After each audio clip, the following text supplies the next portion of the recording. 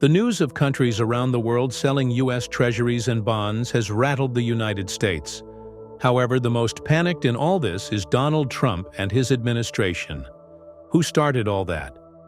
Believing that tariffs would force all countries to beg for mercy, Trump did not really calculate how countries can punish the United States severely if they want to. And now, countries really have decided to go harsh with the United States.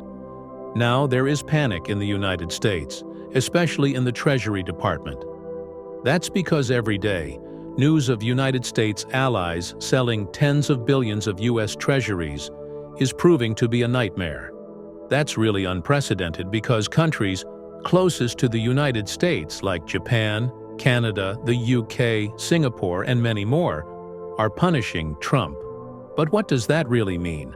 How selling U.S. treasuries is crippling the U.S. economy, and what amount of treasuries has been sold by each country? In this video, let's know about the whole story. A financial earthquake is rumbling beneath America's feet, and Donald Trump might be the one holding the detonator. Between November 2024 and January 2025, foreign countries dumped an estimated $390 billion in U.S. Treasury bonds, threatening the very foundation of America's borrowing power and international financial reputation. Interestingly, this wasn't just the work of adversaries or geopolitical rivals. These were some of Washington's closest allies, like Japan, Canada, India, Ireland, Brazil, and others, pulling back in an announced alliance. What initially appeared to be isolated, unrelated moves by different nations has now been revealed as a coordinated, strategic retreat from the U.S. financial system. And the catalyst behind it all is one unmistakable figure: Donald Trump, whose return to power has reignited economic fears across the globe. However, to understand the gravity of this event, it's important to know why these countries bought U.S. debt in the first place. Nations that trade heavily with the United States, especially export-driven economies like China, Japan, and Canada, accumulate large reserves of U.S. dollars. However, rather than sitting on unproductive cash, these governments traditionally invest that money into U.S. Treasury bonds, which are considered among the safest financial assets in the world. They are essentially IOU certificates backed by the U.S. government, offering stable interest payments and liquidity. Holding these treasuries helps stabilize foreign exchange rates and ties the economic health of other countries to the stability of the U.S. economy, which has long been viewed as a smart and secure strategy. But that foundational trust, the very belief that the U.S. is a safe, dependable financial anchor, is now rapidly eroding. You see, foreign reserve management isn't only about making a profit. It's a form of strategic economic diplomacy. By holding U.S. debt, countries also build political goodwill and reduce the likelihood of conflict. For decades, it functioned as an informal pact: hold our debt, keep the peace. But under Trump, this trust is ending. His administration uses debt, sanctions, and tariffs as economic weapons. The dollar has been weaponized before, such as during sanctions on Iran, Venezuela, and Russia. But under Trump, the threats are louder and more unpredictable. Now, holding U.S. debt is seen not as a stabilizing tool, but as a vulnerability. Countries fear that if they oppose the U.S. on foreign policy, their assets could be frozen or their economies punished. The numbers back this up, and they are not coming from speculation or political commentary.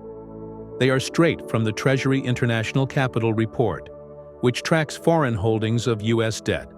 Brazil dumped $55.9 billion, Ireland cut $42 billion, the Cayman Islands shed $41.2 billion, and Canada, India, and Norway each reduced their holdings by tens of billions. Even longtime heavyweight holders like Japan and China made cuts, less in scale, but symbolically huge. Altogether, the foreign sell-off added up to $390 billion in just 3 months. This wasn't a correction or routine shift. This was a vote of no confidence, and one that came from America's own allies. So what exactly triggered this exodus? The common denominator is Trump. His re-election in November 2024 set off alarm bells worldwide. Foreign leaders haven't forgotten the trade wars, tariff escalations, and volatile policy shifts of his first term. His America First doctrine frequently translated into everybody else last, damaging alliances and creating trade uncertainty. The minute Trump's return to office became a reality, governments began reassessing their exposure to U.S. risk. This sell-off wasn't driven by panic. It was driven by planning. They saw what happened before, and this time, they are not waiting to get burned again.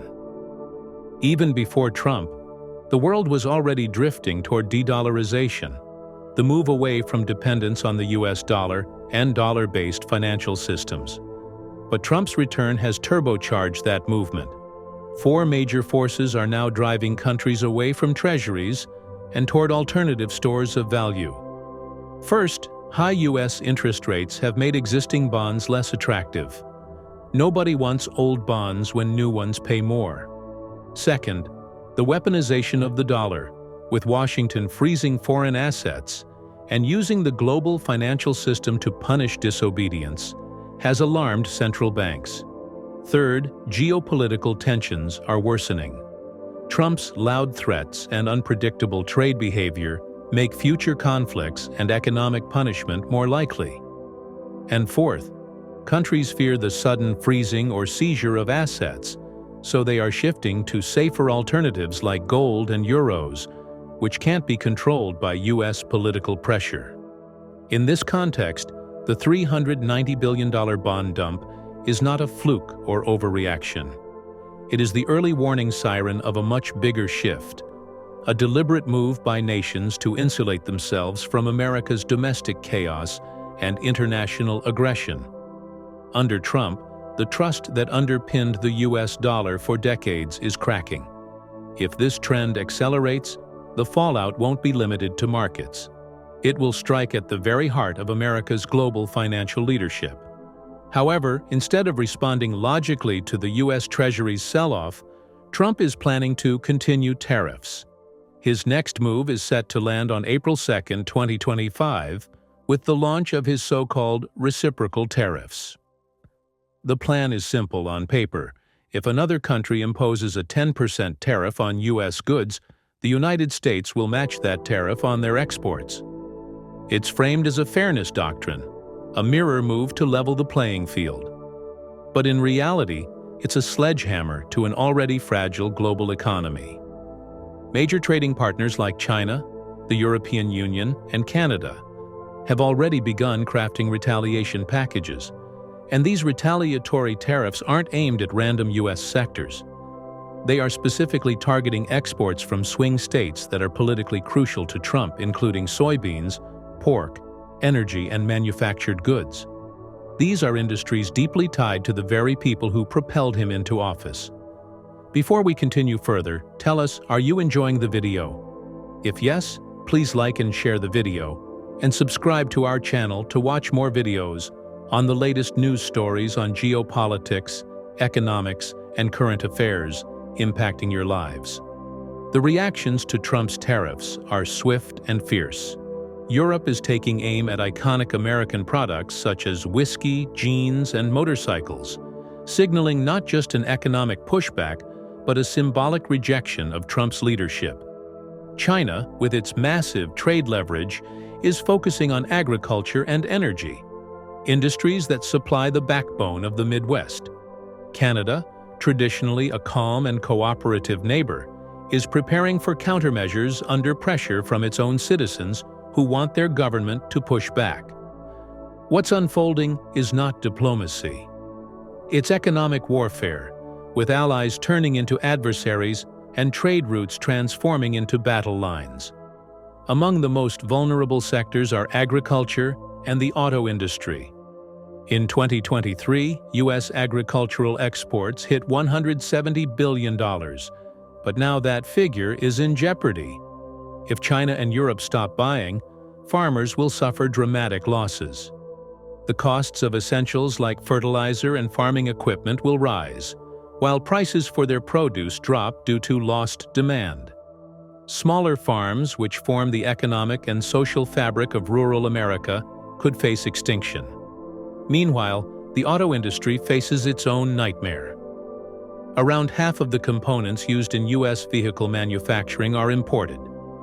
With new tariffs, the cost of assembling a car could rise by $1,000 to $3,000. Demand will fall. Jobs will vanish, particularly in Michigan, Ohio, and Indiana. These are not Wall Street losses. These are real, working-class livelihoods being put on the line. Beyond the visible sectors, there is another quieter disaster brewing in the bond market. As foreign countries rapidly dump U.S. Treasury bonds, prices are falling and yields are climbing. Normally, when the Federal Reserve cuts interest rates, as it's been doing to fend off recession, bond yields go down. But not this time. Yields on 10-year treasuries have risen instead, creating a paradox economists call the reverse Greenspan conundrum. It reflects a deeper problem.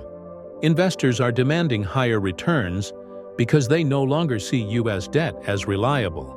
Trump's erratic policies and rising fiscal deficits are making even America's safest assets look risky.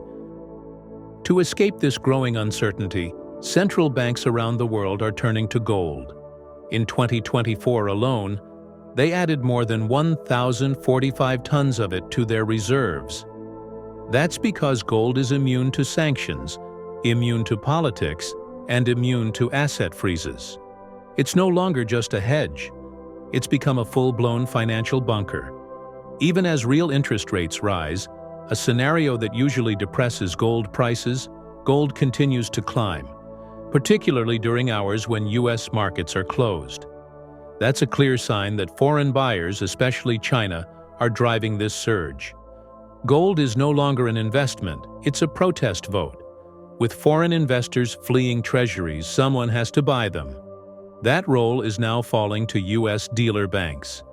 Since Trump's return to power, foreign central banks have offloaded $78 billion worth of U.S. bonds, and domestic financial institutions have absorbed $70 billion of it. This isn't a sign of confidence, it's a red flag. These banks are being forced to take on assets that no one else wants. And it gets worse. The Federal Reserve isn't stepping in to help. Instead, it's letting its own holdings expire, a process known as letting them run off.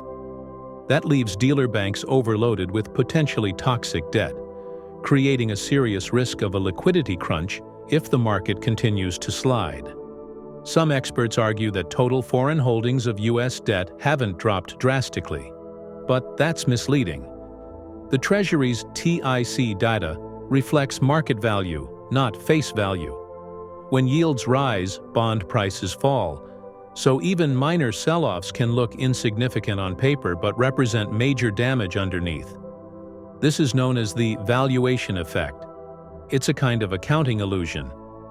The danger isn't just in how much has been sold, it's also in how much the remaining portfolio has been devalued. What looks like a stable market is actually a fragile one, corroding from the inside. This isn't just a market correction, it's a geopolitical realignment. Countries are no longer viewing the US dollar as a neutral reserve currency. It's being seen as a weapon. After the US froze Russia's assets in 2022 and hinted at doing the same with China, global finance ministers got the message. If Washington doesn't like your politics, your money isn't safe. Trump's foreign policy, which elevates the use of sanctions and unilateral trade threats, has only amplified this fear.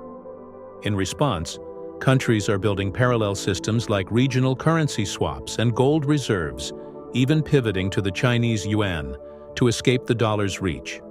The era of dollar supremacy is slowly slipping away. Even symbolic moves now carry weight. Japan and China, the two largest foreign holders of U.S. debt, reduced their treasury holdings by a combined $27 billion. Compared to the broader sell-off, that number might seem small, but it's highly significant. These countries have deeply intertwined economic ties with the U.S., and their participation in the sell-off signals that even traditional allies are losing confidence. If the most invested nations are stepping back, others will follow, and as the numbers already show, they are. Investor anxiety is now baked into the U.S. Treasury market. Yields on long-term bonds have spiked to 4.8% and 5%, the highest in years. That's not normal in a rate-cutting environment. The market is sending a loud message. It doesn't trust the long-term direction of America's economy. Even as the Federal Reserve tries to stimulate growth, the bond market is doing the opposite. This is the ultimate contradiction. A central bank trying to ease borrowing costs while investors demand higher returns because they think fiscal chaos is inevitable. In the end, the $390 billion U.S. debt sell-off isn't just an economic story. It's a political one.